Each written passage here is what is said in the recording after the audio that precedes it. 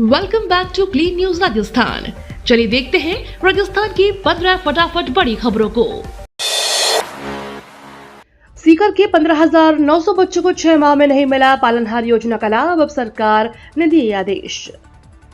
राजस्थान सरकार प्रदेश के 20 लाख से ज्यादा बेसहारा बच्चों को 6 माह से पालनहार योजना की सहायता राशि जारी नहीं कर रही। इसमें सीकर जिले के 15,900 बच्चे भी शामिल हैं।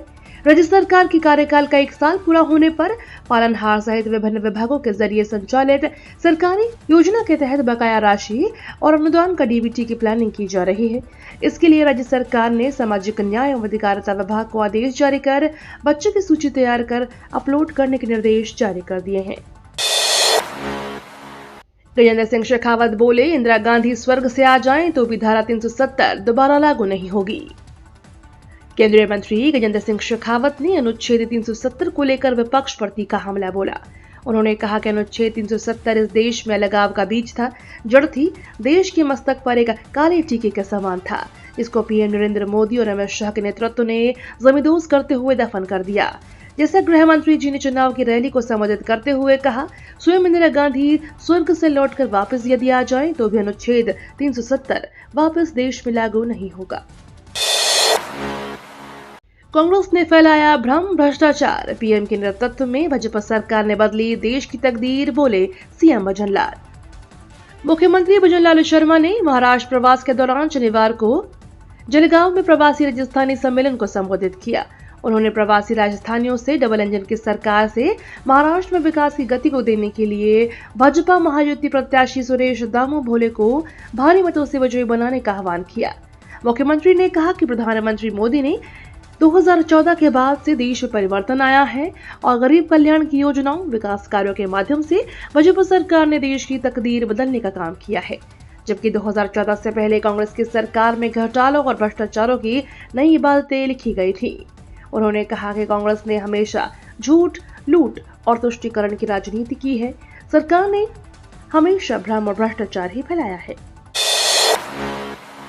शिक्षा के क्षेत्र में निवेश को लेकर कोलकाता जाएंगे मंत्री दिलावर, अप्रवासी राजस्थानियों से मांगेंगे सहयोग।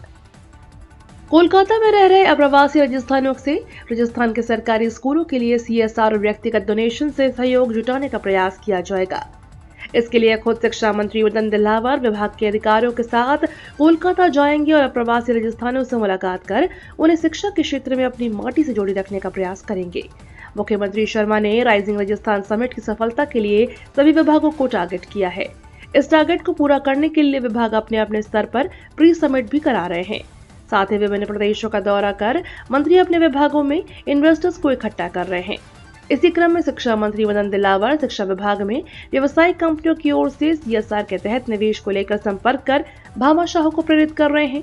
आगामी 19 से 21 नवंबर तक शिक्षा विभाग का प्रतिनिधिमंडल शिक्षा मंत्री के नेतृत्व में पश्चिम बंगाल की राजधानी कोलकाता के दौरे पर आएगा।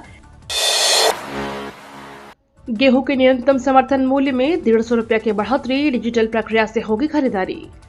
गेहूं की फसल उगाने वाले किसानों के लिए खुशखबरी है।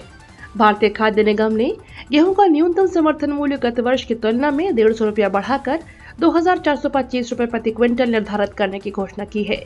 घोषणा के मुताबिक 2025 में मार्च माह से जून माह तक अजमेर मंडल के 11 केंद्रों पर सरकार की ओर से समर्थन मूल्य पर गेहूं की खरीद की जाएगी।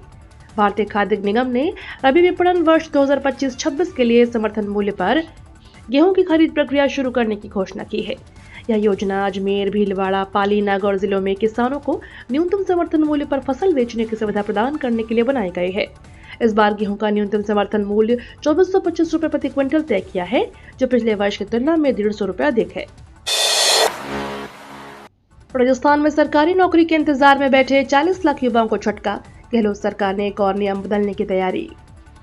राजस्थान की भजनलाल सरकार जल्द ही अशोक गहलोत सरकार द्वारा लागू किए गए वन टाइम रजिस्ट्रेशन फीस नियम को बदलने जा रही है। सरकार के इस बदलाव से राजस्थान में नौकरी की आस लगाए बैठे करीब 40 लाख युवाओं पर असर पड़ेगा। गहलोत सरकार के समय लागू किए गए इस नियम के बदलाव को लाखों को युवाओं के लिए बड़ा आर्थिक झटका मान रहा है। इसके लिए भर्ती परीक्षा के लिए आवेदन करने पर अभ्यर्थियों को अतिरिक्त फीस जमा करना अनिवार्य हो जाएगा। राजस्थान पुलिस का अनोखा कदम, अपराधी पर घोषित किया 25 पैसे का इनाम। राजस्थान के भरतपुर में पुलिस ने अपराधियों के मनोबल को गिराने और जनता में उनका भय समाप्त करने के लिए अनोखा कदम उठाया है। पुलिस अधीक्षक मृदुला कच्छावा ने स्थानीय अपराधी खूबीराम जाट पर 25 पैसे का इनाम घोषित किया है। यह इनाम राशि की वजह से चर्चा में है। इनाम घोषित करने वाले पोस्टर इंटरनेट मीडिया पर बहुप्रसारित हो रहे हैं। खूबीराम पर हत्या के प्रयास और मारपीट के कई मामले दर्ज हैं। हत्या के प्रयास का मामला इसी वर्ष दर्ज किया गया है। कई बार पुलिस ने उसे पकड़ने की कोशिश की, लेकिन वह फरार होने में कामयाब रहा। एसपी कच्छावा ने स्पष्ट किया कि इनाम भले प्रतीकात्मक हो, लेकिन अपराधियों में कानून का भय पैदा करना और उनके महिमा मंडल को रोकना है। उन्होंने यह भी कहा कि आरोपित की सूचना देने वाले का नाम गोपनीय रखा जाएगा। राजस्थान में अब मनपसंद स्कूलों से दूर जाएंगे गुरुजी। राजस्थान में शिक्षा विभाग जल्द ही बड़ी कार्रवाई करने जा रहा है। प्रदेश में अभी तक अपनी मनपसंद स्कूलों में जमे बैठे गुरुजी को अब उसे छोड़ना ही होगा। इसके लिए शिक्षा विभाग ने कमर कस ली है। शिक्षा विभाग जल्द ही सरप्लस टीचर्स के समायोजन की प्रक्रिया शुरू करेगा। यह प्रक्रिया 25 नवंबर से शुरू हो जाएगी। उसके बाद प्रारंभिक शिक्षा विभाग को 28 नवंबर तक संभावित पदस्थापन स्थान सहित सूची तैयार करके देनी है। शिक्षा मंत्री मदन दिलावर इस पूरी प्रक्रिया को मॉनिटर कर रहे हैं। इस प्रक्रिया को सभी श्रेणी के टीचर्स शामिल होंगे। ICSI CSET का रिजल्ट ICSI.edu पर कल होगा जारी। Institute of company secretaries of India आज यानी 18 नवंबर 2024 को नवंबर सेशन के लिए CS एग्जीक्यूटिव एंट्रेंस टेस्ट का रिजल्ट जारी करेगा। उम्मीदवार जो भी इस परीक्षा के लिए शामिल हुए हैं वे ICSI की आधिकारिक वेबसाइट ICSI.edu पर जाकर अपना रिजल्ट चेक कर सकते हैं। परीक्षा रिजल्ट के साथ विषयवार अंकों का विवरण भी उपलब्ध होगा। जैसलमेर में ऑनलाइन बुकिंग के नाम पर ठगी, 73 फर्जी रिजॉर्ट्स के खिलाफ मामला दर्ज। स्वर्ण नगरी जैसलमेर के मुख्य पर्यटन स्थल सब क्षेत्र में ऑनलाइन बुकिंग के नाम पर चल रही ठगी के खेल के खिलाफ पुलिस सम वेलफेयर सोसाइटी की शिकायत पर 73 फर्जी रिजॉर्ट के खिलाफ मामला दर्ज कर लिया है। एसपी सुधीर चौधरी ने सिटी सीओ रूप सिंह अंधा को इस मामले की जांच सौंपी है। इसके साथ ही पुलिस ने booking.com, अगोडा, मेक माई ट्रिप, ट्रिप एडवाइजर, यात्रा.com सहित विभिन्न ऑनलाइन स्टेजेस पर रिजॉर्ट को लिस्टेड करने वाली कंपनियों को भी ऐसे फर्जी रिजॉर्ट को वेबसाइट से हटाने के रिमाइंडर भेजे हैं। संयोजनम में बना विश्व कीर्तिमान, पर्यटन की दृष्टि से राजस्थान में खोला जाएगा आयुर्वेद का बड़ा केंद्र। अब पर्यटन की दृष्टि से राजस्थान के अंदर आयुर्वेद का एक बड़ा केंद्र खोला जाएगा।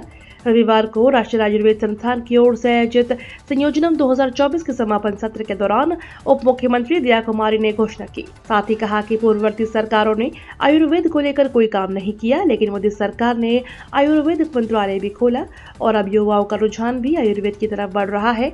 वहीं समापन सत्र से पहले संयोजनम कार्यक्रम में एक विश्व कीर्तिमान भी बना, जहां 2500 से ज्यादा देशी विदेशी छात्रों ने एक साथ चरक संहिता के श्लोक का पाठ किया। राष्ट्रीय तीरंदाजी प्रतियोगिता के लिए गुजरात रवाना हुई टीम। नाडियाड में 19 और 20 नवंबर को होंगे मुकाबले।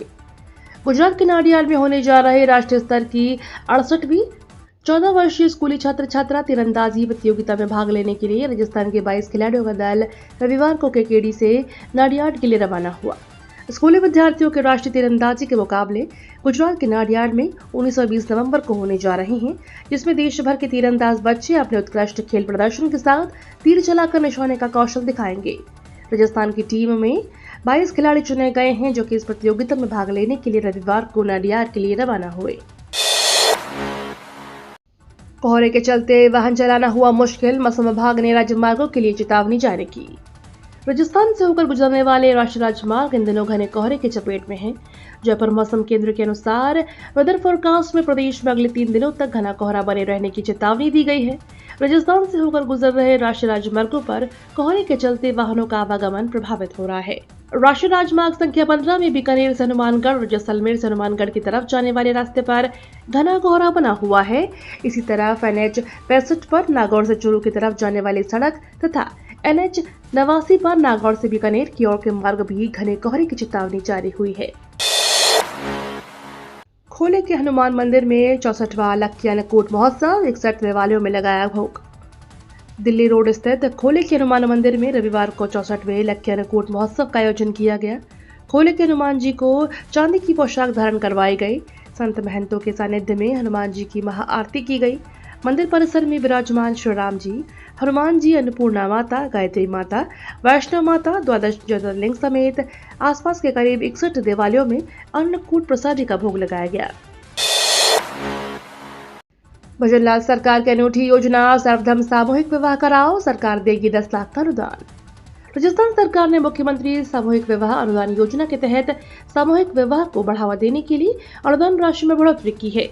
इस योजना का उद्देश्य शादियों पर होने वाले खर्च को कम करना, दहेज प्रथा और बाल विवाह पर रोक लगाना है। योजना के तहत सामूहिक विवाह आयोजित करने वाली संस्थाओं को 10 लाख रुपए तक की आर्थिक सहायता दी जाएगी। ये तो थी राजस्थान की बड़ी खबरें। रोजाना सबसे पहले अपडेट पाने के लिए क्लीन न्यूज राजस्थान को अभी सब्सक्राइब करें।